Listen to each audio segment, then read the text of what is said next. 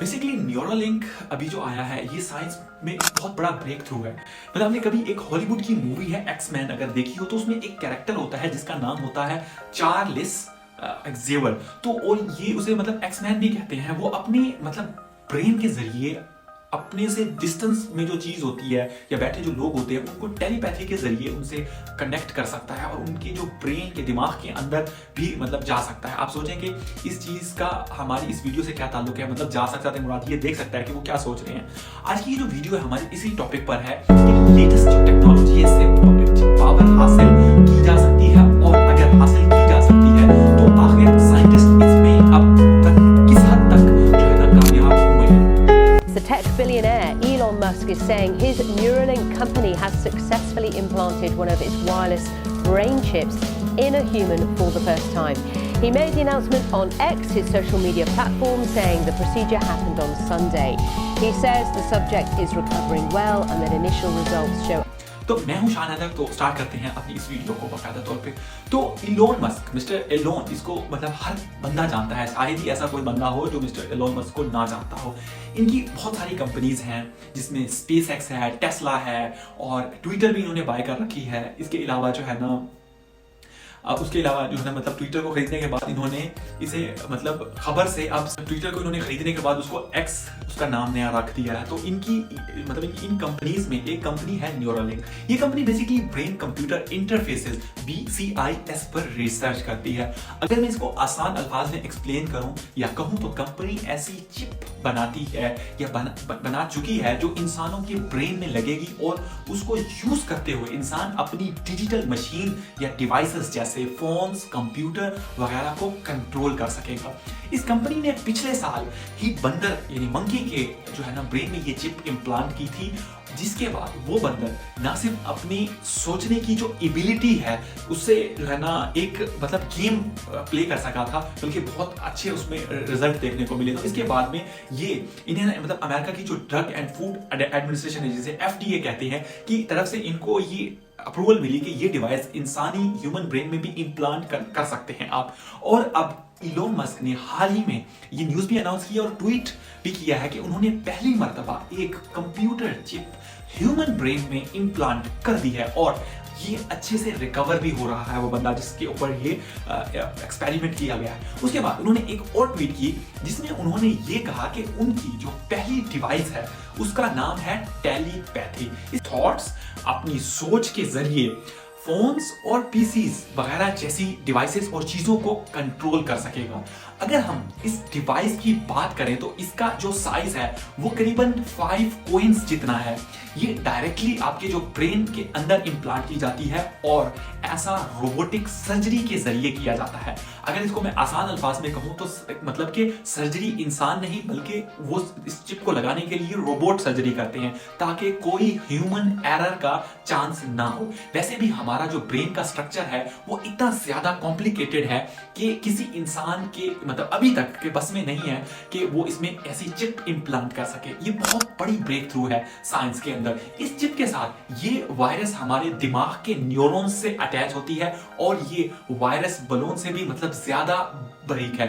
ये जो है वायर इंसानी दिमाग के सिग्नल्स रिसीव करके हमारे मोबाइल फोन जैसे डिवाइसेस में उसको ट्रांसफर करती है। उसके बाद इन सिग्नल्स को हमारे मोबाइल्स में मौजूद ऐप के जरिए इस सिग्नल्स को ट्रांसलेट वगैरह करके आउटपुट में चेंज किया जाता है, उसका एक आउटपुट जनरेट होता है। तो इस डिवाइस को वायरलेस चार्जिंग से भी चार्ज किया जाता है, तो इसे बार बार रिप्लेस करने की भी जरूरत नहीं है। यानी अपनी तरह की पहली टेक्नोलॉजी नहीं है ये कि इनफैक्ट इस पर 2004 से काम चल रहा है, लेकिन उन सब चिप्स में वो सारी मतलब सलाहियत नहीं है जो न्यूरोलिंक में है, इससे पहले जो बनी थी। इलोन मस्क का मेजर एम ये है कि इस चिप की जो वो advance human brain interface develop करें जिसके जरिए इंसान अपनी मोबाइल फोन्स जैसे डिवाइसेस, कंप्यूटर, कार्स वगैरह वगैरह सबको कंट्रोल कर सके।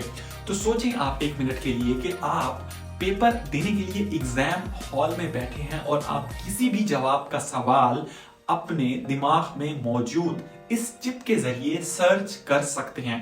कितनी हैरानकुन बात है ये आप इसके जरिए दुनिया के किसी भी शख्स से सिर्फ सोचने से भी मतलब राब्ता कर सकते हैं। लेकिन जहां इसके इतने सारे बेनिफिट्स हैं वहीं इसकी उतनी ही ज्यादा डार्क साइड्स भी हैं।